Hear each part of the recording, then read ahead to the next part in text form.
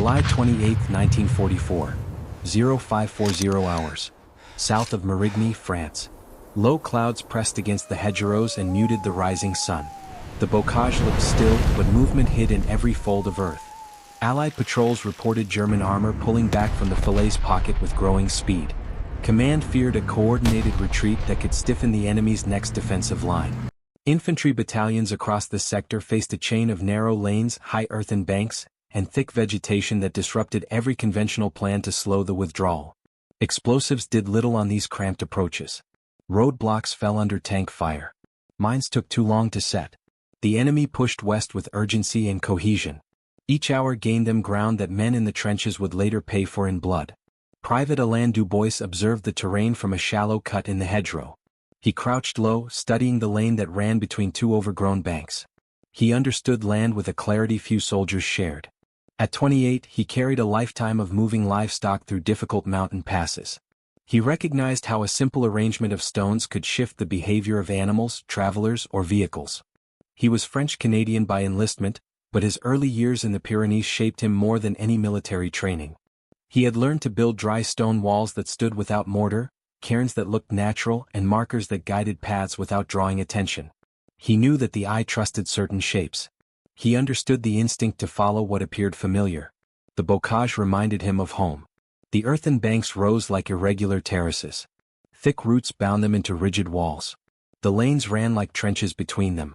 Dubois saw possibility in these tight corridors.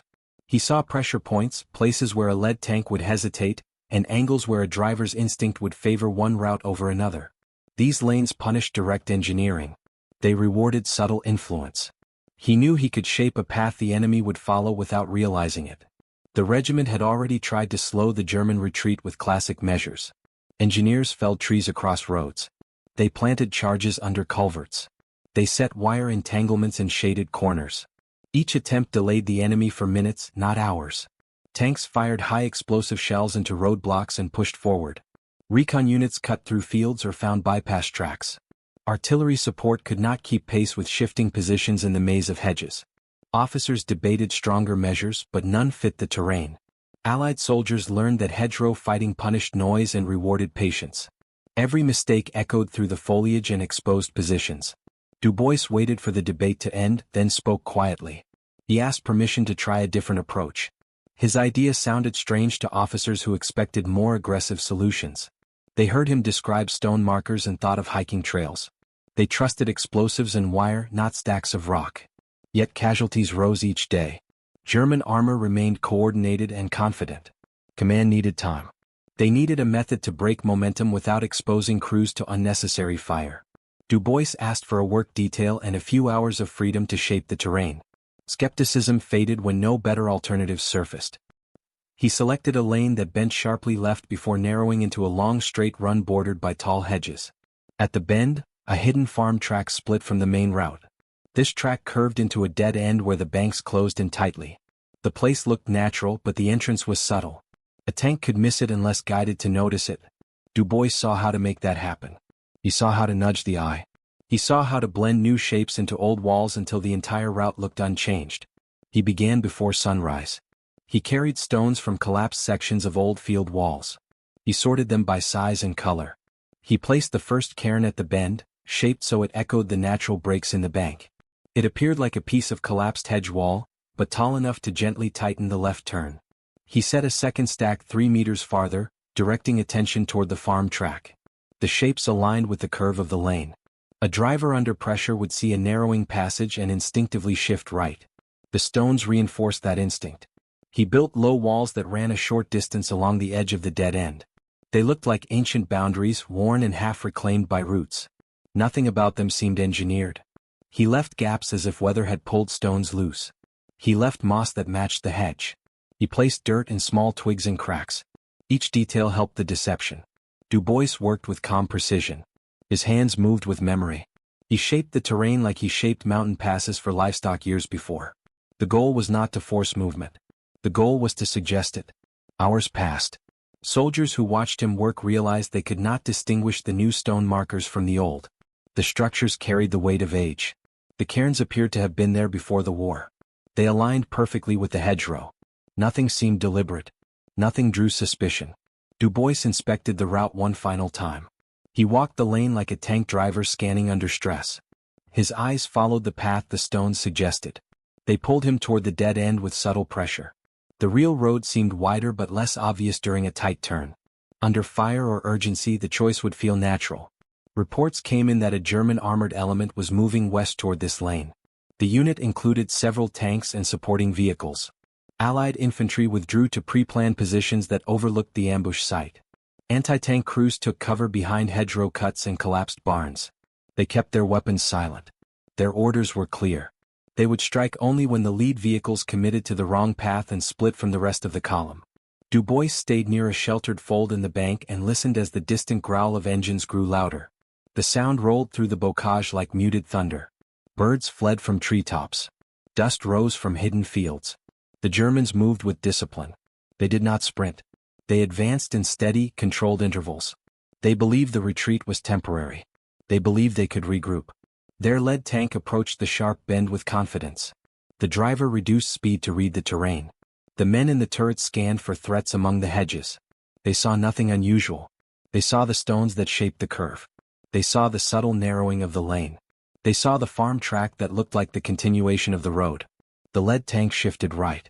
The column began to divide. The first tank eased into the narrow farm track. Its treads broke through soft soil and crushed low shrubs that lined the entrance. The crew believed they were still on the main lane. The bocage punished visibility. Crews trusted instinct and terrain shape more than detailed maps. The cairn placement fed that instinct. The stacked stones matched the natural pattern of eroded bank edges. Drivers trained to read terrain reacted without second guesses. The tank advanced deeper, unaware that the track curved into a blind pocket with no exit. The second tank arrived at the bend moments later. Smoke from its engine merged with the lingering morning haze. The driver slowed and saw the lead vehicle already turning right. He followed the movement. Soldiers inside believed the main road must continue in that direction. They saw no reason to question it. Under stress, crews relied on the vehicle ahead. They did not study subtle differences in hedgerow structure. They trusted momentum. The second tank entered the track and tightened the split. Behind them, half-tracks and support vehicles continued west along the correct main route. The column unknowingly fractured into two groups.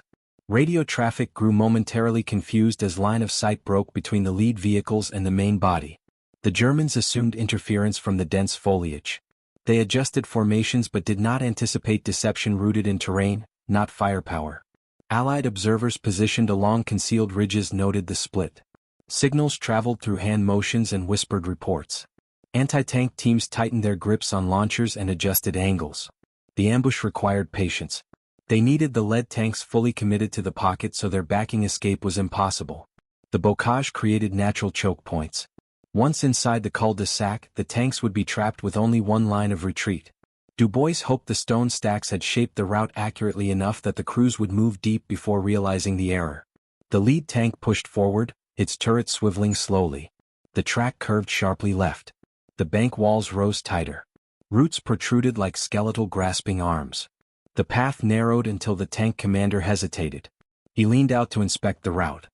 His voice carried faintly as he questioned the terrain. He sensed something was wrong. He raised binoculars, scanned the hedges, and searched for an opening. None existed. The lane ended in a wall of tangled growth and heavy soil. He ordered the vehicle to reverse. Treads bit into the ground and struggled to rotate the heavy chassis in the confined space. The second tank halted behind it, engines rumbling in frustration. German voices echoed through the hedges, sharp and tense. The crews realized the path was unnatural.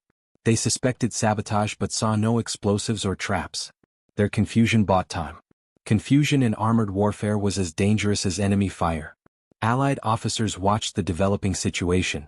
They needed the pocket to close tightly before striking. The anti-tank teams remained silent. Infantry squads tightened positions along covered arcs. A single misstep could compromise the ambush. Noise traveled quickly between hedgerows. Du Bois crouched in the shade of the bank. His breathing slowed. He studied the lead tank, saw its hesitation, and measured the narrow seconds before the enemy would attempt an organized withdrawal. The German commander inside the main column received fragmented messages from the lead elements. Static and broken phrases indicated terrain obstruction. He ordered the remaining vehicles to hold position along the main route. He planned to reassess once he received a full report. He did not know that the corridor behind him was under Allied sight lines from concealed artillery observers. Any movement forward or backward exposed his units to well-placed fire. This moment of hesitation defined the battle. The lead tank tried again to reverse. The driver attempted a partial pivot. The treads tore into the bank and dragged earth downward. The vehicle gained only a few meters of backward movement before jamming itself into an awkward angle. The second tank tried to adjust, but space constricted them.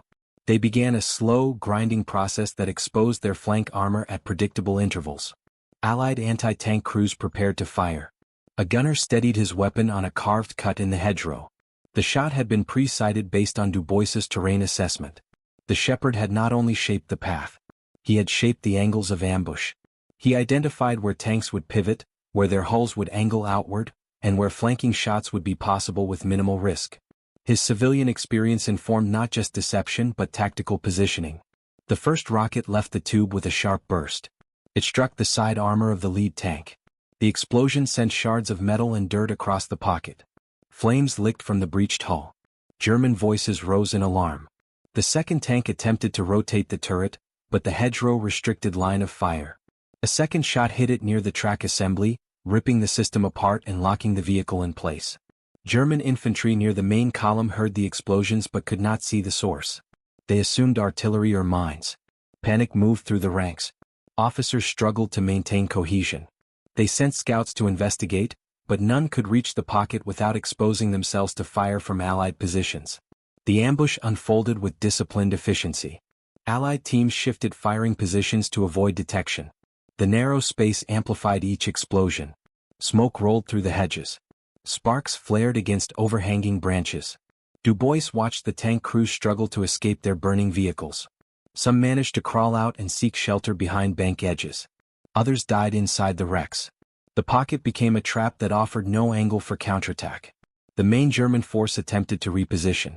They tried to spread along the lane to create fire zones, but the bocage nullified their efforts.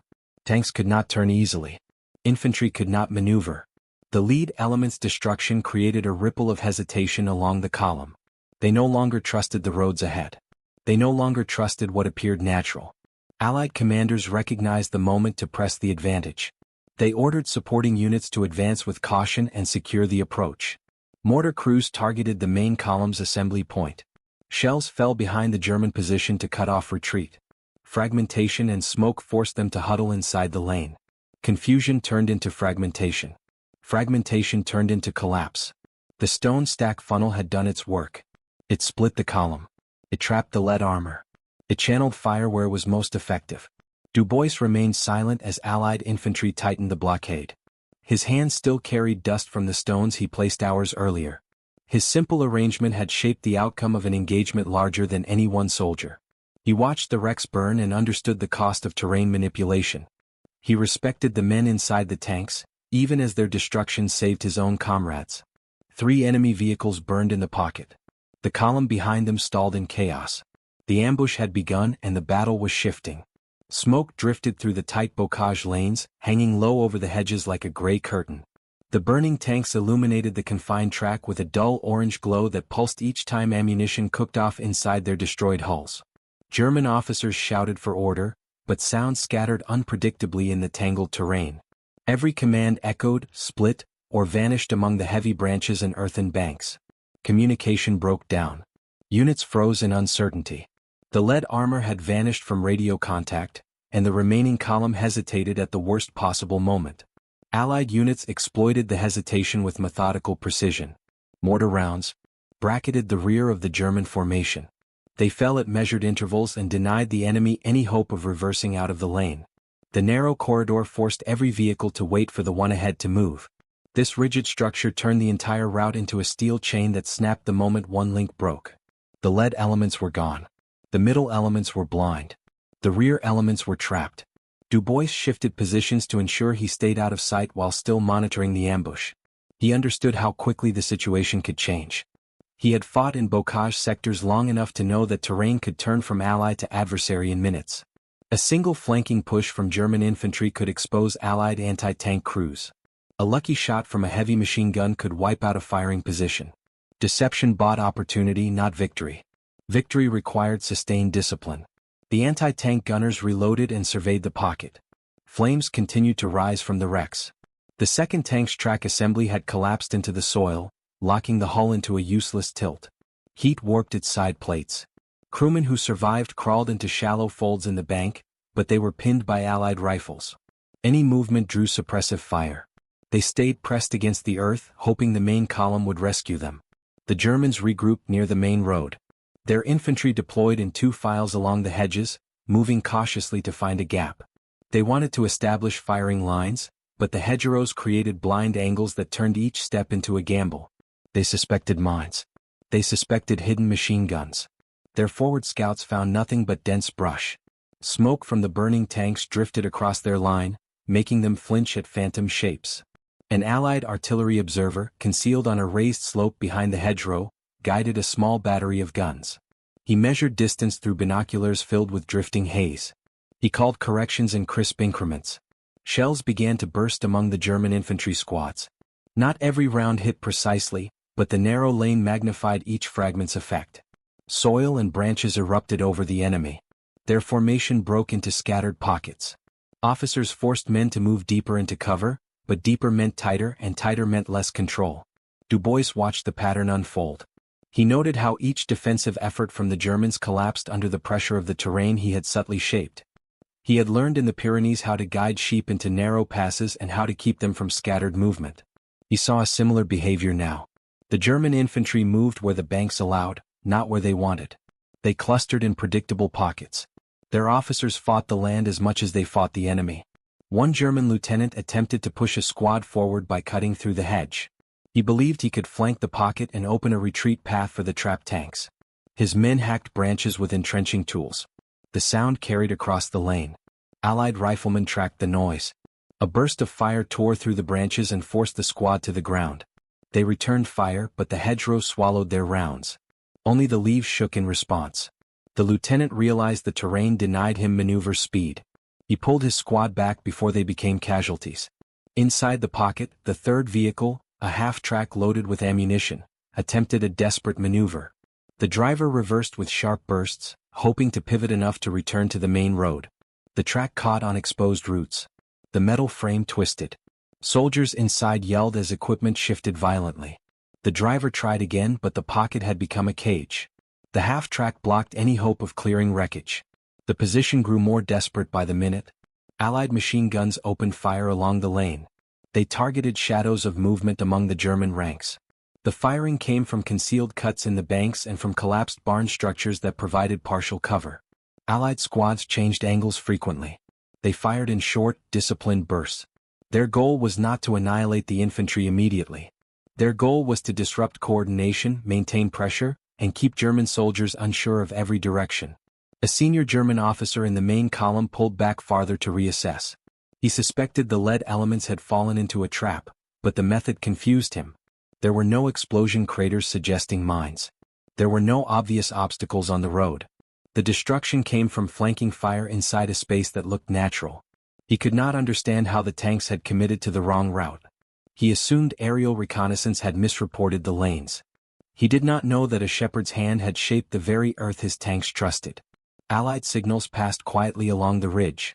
The second phase of the ambush was about to begin. A squad of infantry prepared to move down the embankment toward the pocket. They planned to secure prisoners, neutralize survivors, and clear the wrecks once artillery cut off the remainder of the column. Timing mattered. Entering the pocket too early placed them at risk of return fire. Entering too late allowed the Germans time to organize a breakout attempt. Dubois remained where he was, kneeling low while studying the terrain shaped by his own choices. He had no expectation of recognition. His role was to provide opportunity. Others would deliver the finishing blows.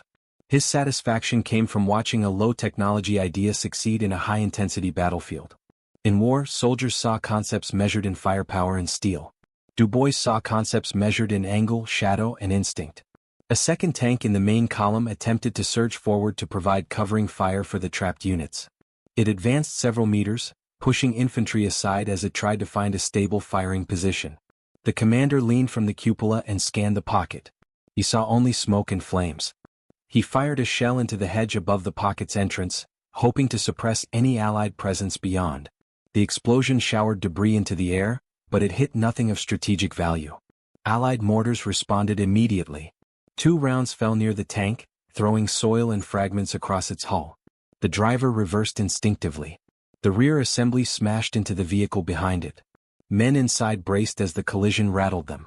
The tank's advance stalled again. The officer inside cursed the terrain, the visibility, and the confusion. He realized he could not force a path without risking total collapse of the entire column. The Germans were now fully contained. Dubois knew what would follow. He had seen similar situations during earlier operations in the hedgerows.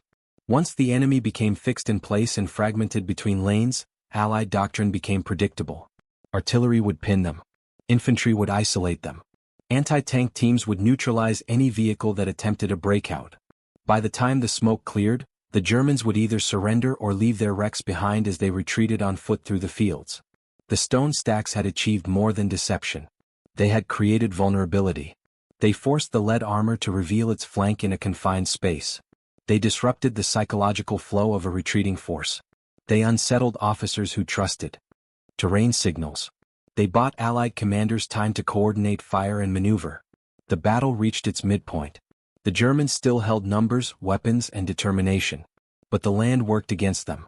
Their own discipline became their weakness. They followed the path that looked most correct. They followed the vehicle ahead.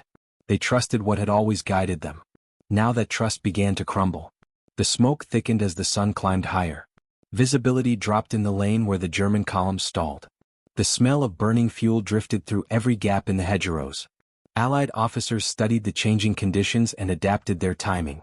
Reduced visibility protected their firing positions.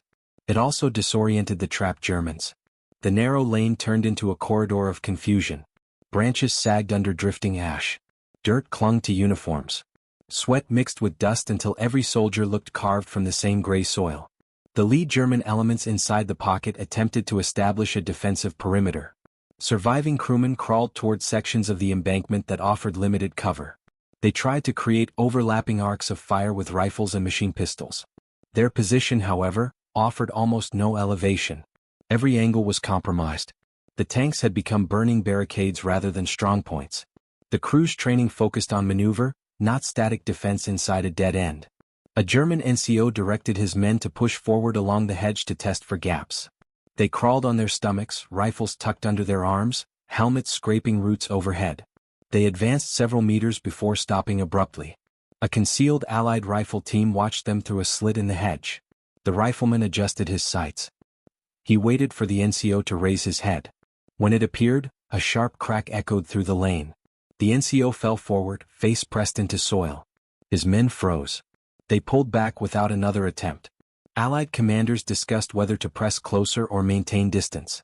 The terrain favored caution. The bocage gave defenders powerful short-range advantages if allowed to settle. Allied doctrine emphasized controlled encirclement. They chose to tighten positions around the lane but not enter the pocket yet. Anti-tank teams repositioned to cover new angles. Machine gun crews selected firing slits that provided clean views of any German push. Dubois remained behind a thick section of hedge. He observed the pocket and the movements of both forces. He noted how the Germans reacted to stress. They moved only where visibility allowed. They avoided the banks closest to the burning wrecks. Instinct pushed them toward open sections of the lane, but these were the worst positions under Allied fire. Dubois recognized the same patterns he used when guiding sheep away from dangerous terrain. Pressure created predictable choices. The German officer leading the main column searched for solutions. He paced behind the stalled vehicles, helmet pushed back as he studied maps and terrain. His frustration grew. He knew the longer they remained trapped, the more artillery would fall. He ordered a team to clear the wreckage in the pocket. The order required courage. It also required time he did not possess. The clearing team advanced toward the pocket's entrance. They carried demolition charges and tools. They hoped to break apart the damaged vehicles or create enough space to allow retreat. They reached the first bend and hugged the bank as they moved. One soldier tested the ground with each step. They progressed slowly, nerves strained by the expectation of Allied fire. The Allied artillery observer saw them. He called 2 adjustments. Mortar rounds struck 10 meters behind the clearing team, then walked forward in measured increments. The team scattered. One soldier fell when shrapnel sliced his leg. Another threw himself into a ditch. The survivors retreated before they were encircled by fire. The attempt ended before reaching the pocket's entrance. Allied forces maintained pressure on the main column.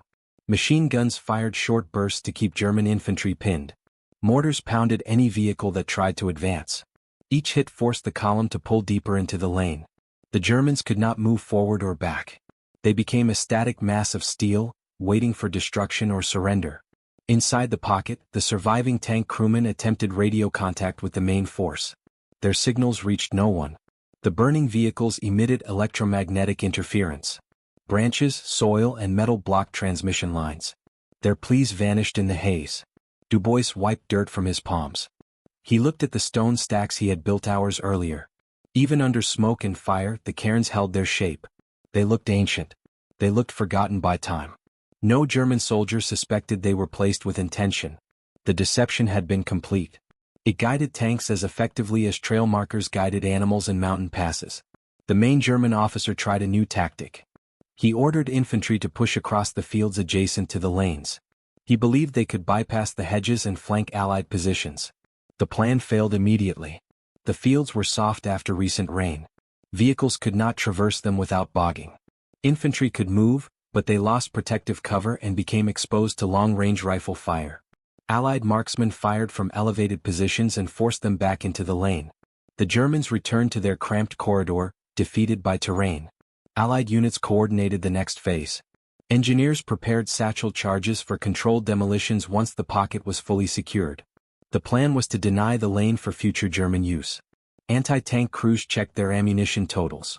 Rifle squads rotated positions to prevent fatigue. The battle became a test of stamina and discipline.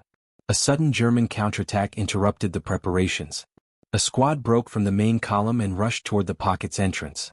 They ran across open ground with desperation. Their boots kicked up dust. Their helmets bounced as they sprinted.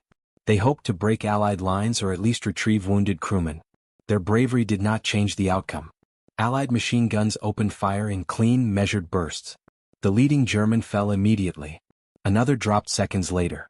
The remaining soldiers dove behind protruding roots near the embankment. They pressed themselves flat, pinned with no hope of advancing. The attack ended within moments.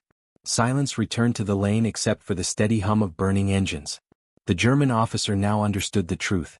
The enemy had seized the initiative completely. The terrain no longer belonged to him. Every attempt to maneuver failed. Every attempt to communicate failed. Every effort to coordinate fell apart under fire and narrow confines. Dubois watched him lift binoculars once more. The officer looked toward the pocket. He studied the smoke, the narrow track, and the crumbling branches above the wreckage. He did not see engineering. He did not see traps. He saw only chaos. He still did not understand how his tanks had been guided into such a confined space. The fact that warfare could be shaped by simple stone stacks never crossed his mind. The Germans had one option left. They could abandon their vehicles and attempt to escape through the fields on foot. The officer knew that doing so meant surrendering armor they could not replace. It also meant exposing his men to open ground under Allied observation. He hesitated. He did not want to make the decision that would signal collapse. Allied units pressed closer. Infantry spread along the embankment above the pocket. Machine guns shifted positions to provide overlapping suppression. Mortars remained ready for any breakout attempt. The encirclement tightened to its final stage. The trapped German tanks burned hotter. The silence between explosions grew longer. The outcome of the engagement approached its irreversible point. The lane fell quiet except for the low roar of burning engines. Heat shimmered above the wrecks. The smoke thickened until it masked shapes behind the flames. German infantry inside the pocket whispered to each other, voices strained and uncertain. They knew their position had collapsed. They waited for orders that did not come. Their officer could not reach them. Their radios failed. Their path was blocked by the very vehicles that were supposed to lead them. Allied commanders prepared the final encirclement. They signaled squads to shift along the hedgerow ridge. These movements were silent. Boots pressed into soft soil. Rifle stocks brushed against branches. Soldiers communicated with hand signals. They formed a perimeter that overlooked the pocket from multiple angles. Their firepower created a net that no German soldier could escape without being seen. Dubois remained still. He studied the terrain he shaped. The cairn stood unchanged. The low walls he constructed blended into the hedges. Smoke curled around them, making them look even more ancient. He thought of the mountain passes of his youth. He remembered how he led sheep away from dangerous cliffs by placing stones that suggested safer routes. The battlefield felt similar. Only the stakes were heavier. A German crewman inside the pocket tried to crawl toward the ruined half-track. He hoped to retrieve ammunition or find a weapon with more reach. An Allied rifleman tracked him through a narrow slit in the hedge. The shot was clean. The crewman collapsed beside the wreck.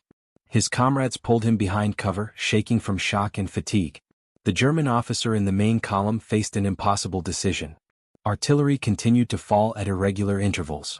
Mortar rounds struck the rear, locking his vehicles in place. His men pressed against armor plates, trying to stay hidden. Every attempt to move forward or back triggered Allied fire. He knew the column could not stay where it was.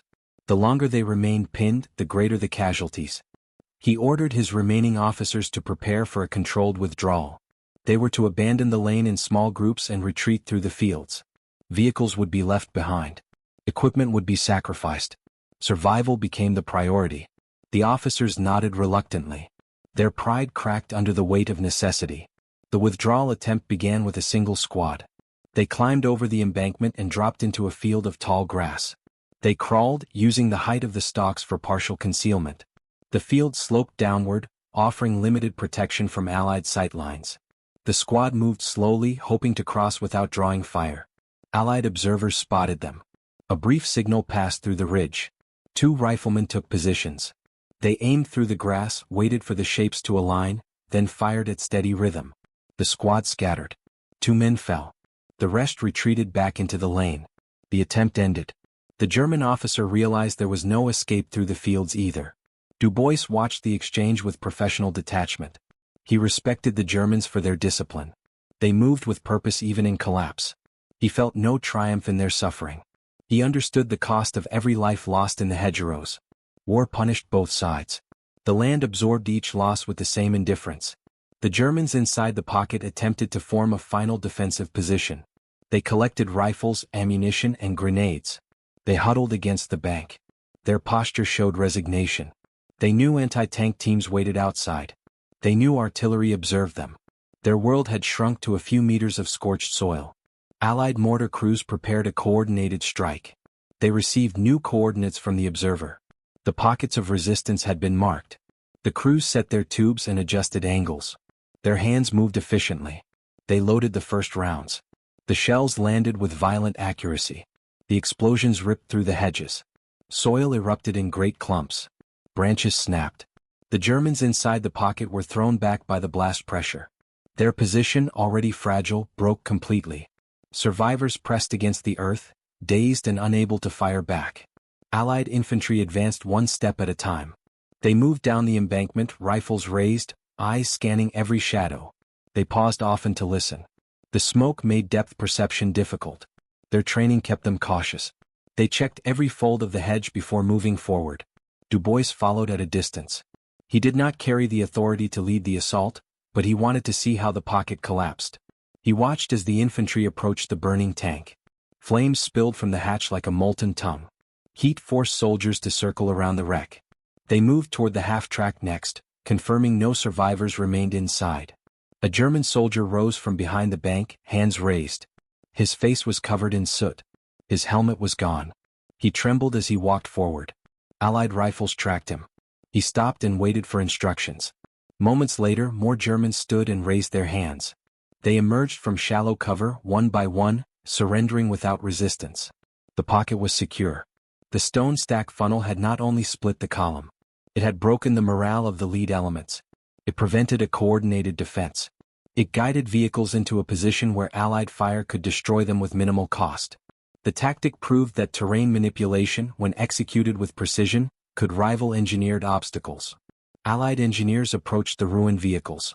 They inspected the wrecks, marked them for demolition and prepared charges to clear the path. They worked quickly, knowing the main column still posed a threat if it attempted another push. They placed explosives under the twisted hulls. They shaped their charges to collapse metal inward and reduce debris scatter. The German officer in the main column saw the pocket fall. He watched the surrender of his men. He understood the battle was lost. He ordered his remaining units to retreat deeper into the countryside on foot. They abandoned their vehicles. They dispersed into small groups to avoid artillery. Their retreat no longer had structure. The cohesion that once defined their movement dissolved under pressure and confusion. Du Bois leaned against the embankment and closed his eyes for a brief moment. He breathed deeply, letting the weight of the battle settle in his chest. He knew the tactic worked. He also knew it would not be celebrated widely. Armies honored firepower and machines. They rarely honored simple stones placed with intent. He did not seek recognition. He wanted fewer casualties. He wanted an end to waste. The battlefield grew still except for the soft crackle of flames. The cairns stood unchanged as if they had witnessed centuries of conflict. The bocage returned to its quiet state, hiding the scars of the engagement in shadows and foliage. The pocket had fallen. The main column had broken. The battle approached its final phase. Allied infantry swept the remaining stretch of lane to ensure no hidden threats lingered. Their movements were slow and deliberate.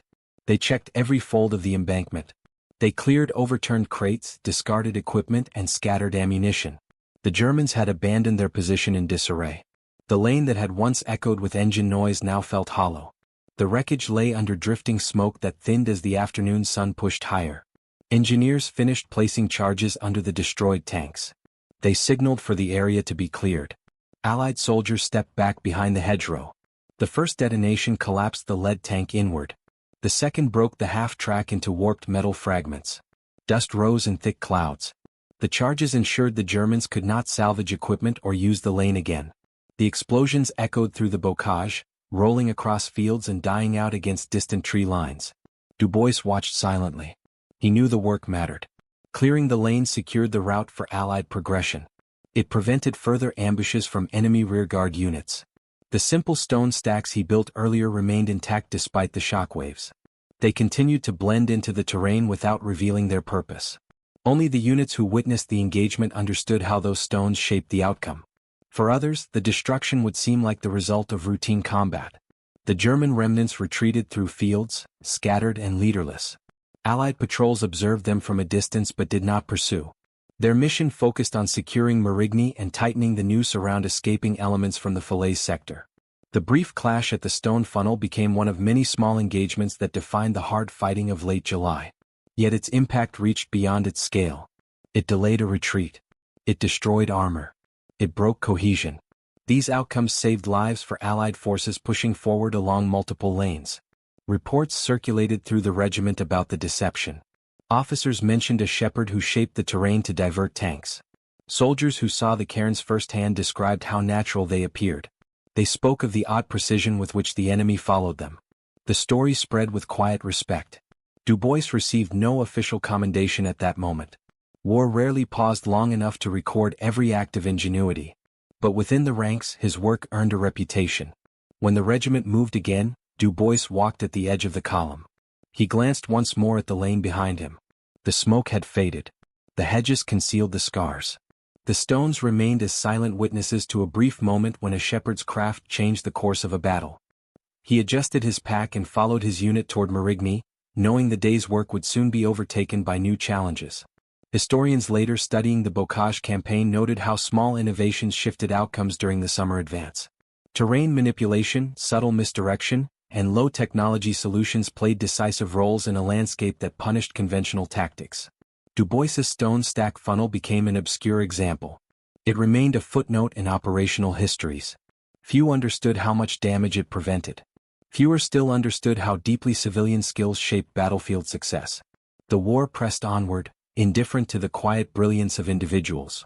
But for those who survived that day because one shepherd read the land better than his enemies, his innovation remained unforgettable. It demonstrated how war sometimes turned on ideas not born in military academies, but forged in simple labor on mountainsides. It showed how knowledge of soil, stone, and instinct could influence armored warfare in terrain designed by centuries of human and natural growth. The cairns still stood long after the battle ended.